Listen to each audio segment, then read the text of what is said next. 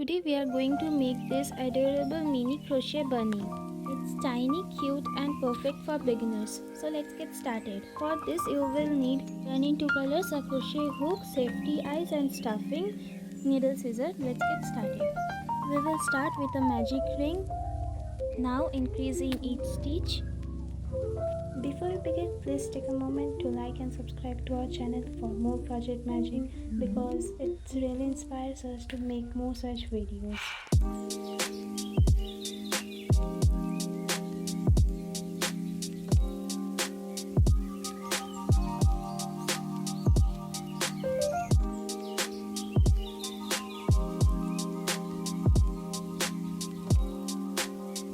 We will make the tiny ears.